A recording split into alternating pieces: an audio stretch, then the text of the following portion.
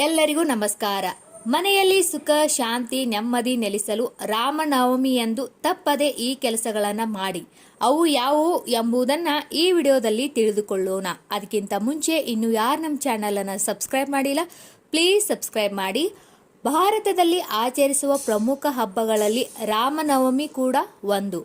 ಈ ವರ್ಷ ಏಪ್ರಿಲ್ 17ರಂದು ರಾಮನವಮಿ ಇದೆ. ಶ್ರೀರಾಮನು ಪ್ರಪಂಚದಾದ್ಯಂತ ಲಕ್ಷಾಂತರ ಮಂದಿ ಭಕ್ತರನ್ನ ಹೊಂದಿದ್ದು, ಇವನನ್ನ ಪೂಜಿಸುವುದರಿಂದ ಮನೆಯಲ್ಲಿ ಶಾಂತಿ, ನೆಮ್ಮದಿ ನೆಲೆಸಿರುತ್ತದೆ ಎಂಬ ನಂಬಿಕೆ ಇದೆ.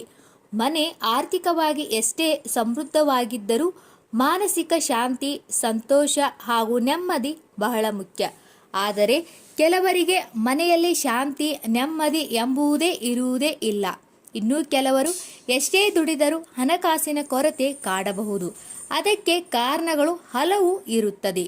ಆದರೆ ರಾಮನವಮಿಯಂದು ಈ ಕೆಲಸಗಳನ್ನು ಮಾಡುವುದರಿಂದ ಮನೆಯಲ್ಲಿ ಶಾಂತಿ, ನೆಮ್ಮದಿ ನೆಲೆಸಿರುತ್ತದೆ. ಜೊತೆಗೆ ನಿಮ್ಮೆಲ್ಲ ಸಮಸ್ಯೆಗಳಿಗೂ ಮುಕ್ತಿ ದೊರೆಯುತ್ತದೆ. ಭಗವಾನ್ ರಾಮನು ಚೈತ್ರ ಮಾಸ ಶುಕ್ಲ ಪಕ್ಷದ 9ನೇ ದಿನ ರಾಜ ದಶರಥನ ಮಗನಾಗಿ ಅಯೋಧ್ಯೆಯಲ್ಲಿ ಜನಿಸುತ್ತಾನೆ. ಈ ದಿನವನ್ನು ರಾಮನವಮಿ ಎಂದು ಆಚರಿಸಲಾಗುತ್ತದೆ. ರಾಮನ ಜನ್ಮ ದಿನದಂದು ಶಾಸ್ತ್ರೋಕ್ತವಾಗಿ ಶ್ರೀರಾಮನನ್ನು ಪೂಜಿಸಿದರೆ ಆತನ ಕೃಪೆಗೆ ಪಾತ್ರರಾಗಬಹುದು. ಇದಲ್ಲದೆ ಕೆಲವು ವಿಶೇಷ ಕ್ರಮಗಳನ್ನು ಅನುಸರಿಸುವುದು ಕೂಡ ಮುಖ್ಯವಾಗುತ್ತದೆ. ರಾಮನವಮಿಯಂದು ಈ ಕ್ರಮಗಳನ್ನು ಪಾಲಿಸಬೇಕು. ಮೊದಲನೇದು, ಯಾವುದೇ ರಾಮ ಮಂದಿರಕ್ಕೆ ಕೇಸರಿ ಧ್ವಜವನ್ನು ದಾನ ಮಾಡಿ. ದೇವತೆಗಳಿಗೆ ಅರಿಶಿನ ಆಹಾರವನ್ನು ಅರ್ಪಿಸಿ. ಶ್ರೀರಾಮನಿಗೆ ಕೇಸರಿ ಮಿಶ್ರಿತ ಹಾಲಿನಿಂದ ಅಭಿಷೇಕ ಮಾಡಿದರೆ ಸಂಪತ್ತು ಸಿಗುತ್ತದೆ ಎಂಬ ನಂಬಿಕೆ ಇದೆ. ಮೂರನೇದು, ರಾಮನವಮಿಯಂದು ರಾಮಾಯಣವನ್ನು ಪಠಿಸುವುದು ಮತ್ತು ಹನುಮಂತನನ್ನು ಪೂಜಿಸುವುದು ಸಹ ಮನೆಯಲ್ಲಿ ಸಂತೋಷ ನೆಲೆಸಲು ಕಾರಣವಾಗುತ್ತದೆ. ಇದರಿಂದ ಸುಖ ಸಮೃದ್ಧಿಯಾಗುತ್ತದೆ. ನಾಲ್ಕನೇದು, ರಾಮನವಮಿಯಂದು ನೀವು ಕೆಲವು ಮಂತ್ರಗಳನ್ನು ಪಠಿಸುವ ಮೂಲಕ ಭಗವಾನ್ ರಾಮನನ್ನು ಮೆಚ್ಚಿಸಬಹುದು. ಇದು ಮನೆಯಲ್ಲಿ ಸಂತೋಷ ಮತ್ತು ಸಂಪತ್ತು ತರಲು ಕಾರಣವಾಗುತ್ತದೆ. ಶ್ರೀ ರಾಮ ರಾಮ ರಾಮೇತಿ ರಮೇ ರಾಮೇ ಮನೋರಮೆ ಸಹಸ್ತಾನ ಮತವತ್ಸಲಂ ಶ್ರೀರಾಮ ನಾಮವರ್ಣನೆ. ಯಾವುದೇ ರಾಮ ಮಂದಿರದಲ್ಲಿ ಈ ಮಂತ್ರವನ್ನು 108 ಬಾರಿ ಪಠಿಸಿ. ಹಳದಿ ಬಟ್ಟೆ ರಾಮನಿಗೆ ತುಂಬ ಇಷ್ಟ. ರಾಮನವಮಿಯಂದು ಹಳದಿ ಬಣ್ಣದ ಬಟ್ಟೆಗಳನ್ನು ಅರ್ಪಿಸಿ, ಇದರಿಂದ ಶುಭವಾಗುತ್ತದೆ.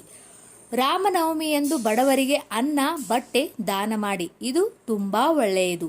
ಕೊನೆಯದು, ರಾಮನವಮಿಯಂದು ಹನುಮಂತನ ವಿಗ್ರಹದ ಬಳಿ ಶ್ರೀಗಂಧವನ್ನು ತೆಗೆದುಕೊಂಡು ಸೀತೆಯ ಪಾದಗಳಿಗೆ ಹಚ್ಚಿ ಸೀತಾಮಾತೆಯ ಬಳಿ ನಿಮ್ಮ ಆಸೆಗಳನ್ನು ಹೇಳಿಕೊಂಡರೆ ಆ ತಾಯಿಯನ್ನು ಅದನ್ನು ನೆರವೇರಿಸುತ್ತಾಳೆ ಎಂದು ನಂಬಲಾಗಿದೆ.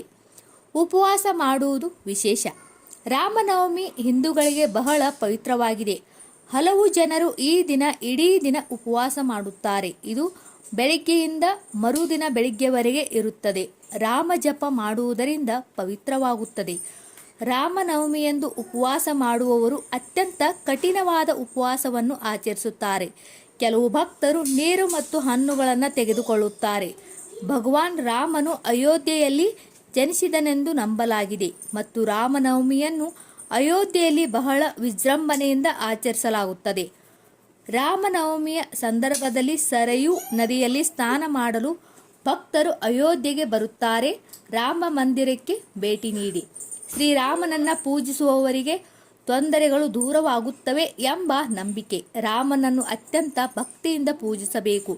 ಎಂತಹ ದೋಷಗಳಿದ್ದರೂ, ಎಂತಹ ತೊಂದರೆಗಳಿದ್ದರೂ ಅವು ನಿವಾರಣೆಯಾಗುತ್ತವೆ. ಹಾಗಾದರೆ ಶ್ರೀರಾಮನವಮಿ ದಿನದಂದು ಮೇಲಿನಂತೆ ಮಾಡಿ ಬಡ ಬಗ್ಗರಿಗೆ ಅನ್ನದಾನ ಮಾಡುವುದನ್ನು ಮರೆಯಬೇಡಿ. ಈ ವಿಡಿಯೋದಲ್ಲಿರುವ ಎಲ್ಲ ಮಾಹಿತಿ ನಿಮಗೆ ಇಷ್ಟವಾದರೆ ದಯವಿಟ್ಟು ನಮ್ಮ ಚಾನಲ್ ಸಬ್ಸ್ಕ್ರೈಬ್ ಮಾಡಿ. ಎಲ್ಲರಿಗೂ ಧನ್ಯವಾದಗಳು.